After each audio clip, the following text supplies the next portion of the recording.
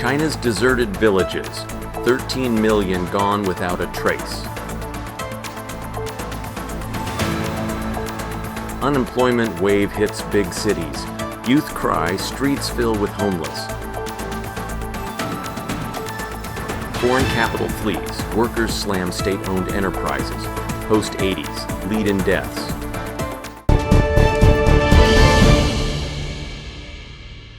One of the biggest mysteries of 2025 is, where have all the Chinese people gone?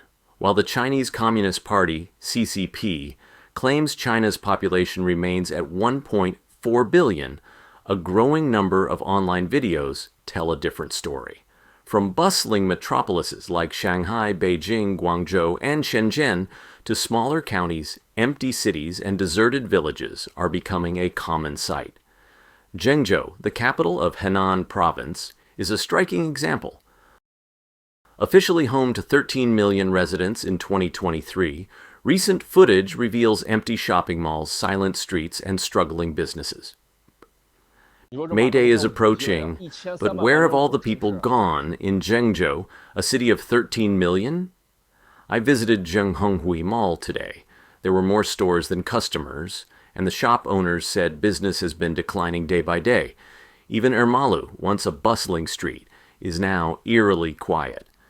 Netizens suspect Zhengzhou's actual population may have fallen to 6 to 8 million.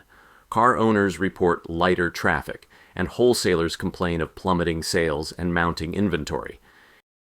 It is not just Zhengzhou. Other major cities like Fuzhou and Xiamen are also showing clear signs of population decline.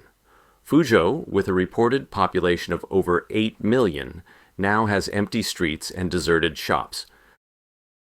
This is Daya Bay, once a thriving area, now a ghost town. Properties that once sold for over 19,000 yuan per square meter are now worth barely 10,000, and even at that price, they find no buyers. In Xiamen, one of the city's largest shopping malls stands largely abandoned.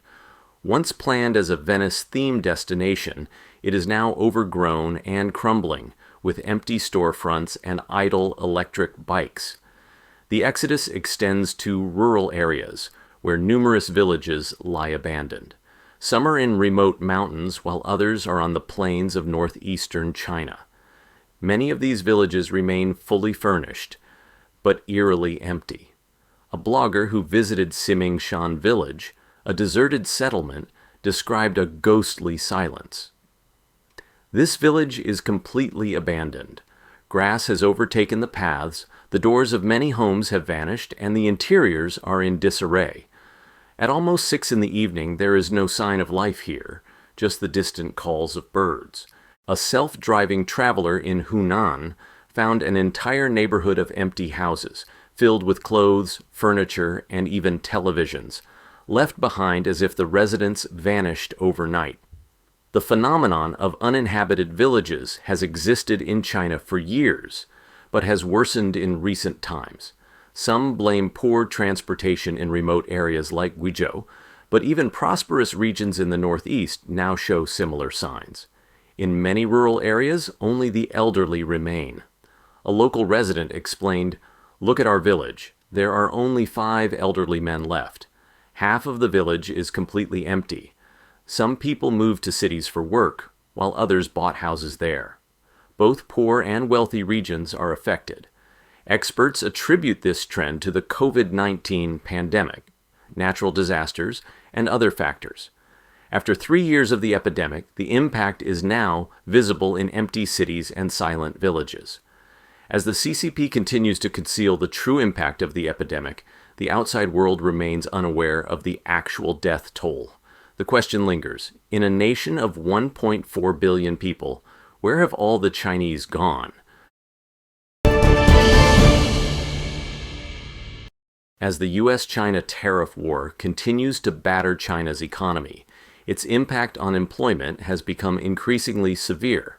Despite state media's efforts to showcase a bustling and prosperous China during the May Day holiday, cities like Beijing, Shanghai, Guangzhou, and Shenzhen are experiencing a visible economic decline. In these supposedly thriving urban centers, countless young people are struggling with unemployment, some even forced to sleep on the streets. This is the street at 5 in the morning. I just got off the bus and saw such a heartbreaking scene. People are sleeping outside the doors of the hall to save a few dollars on hotel fees. It's truly sad. In Guangzhou, the tunnels beneath the city's bridges are filled with delivery drivers and migrant workers who live there to avoid paying rent, electricity, or water bills. With wages shrinking and jobs disappearing, survival has become a daily battle. One young man recounts his struggle.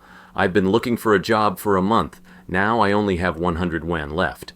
I have no choice but to sleep in this park." Another young worker in Dongguan, once known as the world's factory, describes his desperation. "I've been here for nearly a week and still haven't found a job. I thought wages here would be better, but they're only 15 or 16 yuan an hour. How can I live like this?" Shenzhen, a city once known for its job opportunities, is also facing a crisis. A young woman who lost her job after her company went bankrupt explains her frustration. "I thought with my experience I could easily find a job, but after sending out countless resumes, I realized companies are now picky about age and gender. It's so frustrating." Longhua Bus Terminal in Shenzhen has become a gathering place for the unemployed. Factories openly prefer female workers and offer meager wages without meal benefits. For many men, finding work is an impossible challenge. Officially, China's national urban unemployment rate was reported at 5.2% in March, but the youth unemployment rate reached a staggering 16.5%. Yet many believe the real figures are much worse. Even during the May Day holiday, a time traditionally associated with increased hiring, many job postings were suddenly canceled.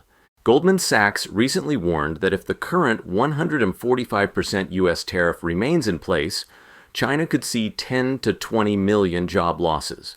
The job crisis is clearly visible in Shenzhen, where vacant shops display for sale signs with no inquiries, and companies, both large and small, continue to shut down. Look at the snack street in Longhua, Shenzhen. It used to be full of businesses. Now it's a row of empty shops. No one is renting.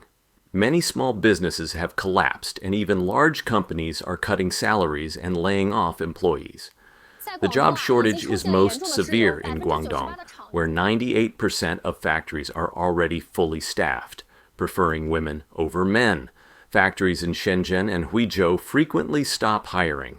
A local job seeker offers a grim warning. "Don't come here blindly. If you get stranded, you may go days without finding a job. How will you afford food and shelter?" In a nation facing rising unemployment and record debt, the question remains, how will China's workers survive? The Chinese economy is visibly deteriorating, and a clear sign of this decline is the mass exodus of foreign capital. Once thriving cities like Kunshan in Jiangsu province, known as Little Taipei for its concentration of Taiwanese investment, are now shadows of their former selves. Kunshan, which once boasted the highest GDP among Chinese prefecture-level cities, has been hit hard by the departure of foreign businesses. Once bustling streets and shops now stand deserted. I have witnessed Kunshan's development over the past 10 years, from prosperity to decline and now silence. Many Taiwanese companies have pulled out in the past 2 years. The local businesses have all cooled down. Even the breakfast shops, lunch spots, and clothing stores have lost their customers. Foxconn, once the region's economic powerhouse, is now a ghost town. Foxconn in northern Kunshan was once a symbol of prosperity. Tens of thousands of workers used to flood the streets every day. But now the roads are empty, and the shops are deserted. Those who used to rely on Foxconn for their livelihood are struggling to survive. According to Qian Yu, a Suzhou resident familiar with the exodus of Taiwanese businesses, it is not just Taiwanese companies leaving. Korean and other foreign firms are also departing. The taxes here are too high. It's not good for business. Companies are leaving for Vietnam, where the environment is much more favorable. The mass relocation of foreign manufacturing has fueled a boom in Vietnamese factory orders, proving that the exodus is not limited to low-end industries, as some claim. People say it's just low-end industries moving to Vietnam. That's nonsense. Moving a factory isn't cheap. It takes hundreds of thousands of yuan. Those leaving are not low-end businesses. They are top suppliers for international brands, far more advanced than most Chinese small and medium enterprises. As foreign capital leaves, workers left behind in China are growing increasingly angry. Many blame state-owned enterprises for their struggles, accusing them of enjoying government protection, while private companies and foreign investors suffer. But while the economy collapses, another grim trend is emerging. A worker at a funeral home revealed a chilling detail. Most of the people we are receiving now were born in the 1980s. Young people are dying faster than ever. We've never seen anything like this. As China's economy continues to decline and its youth lose hope, the exodus of foreign capital may only be the beginning of a much deeper crisis.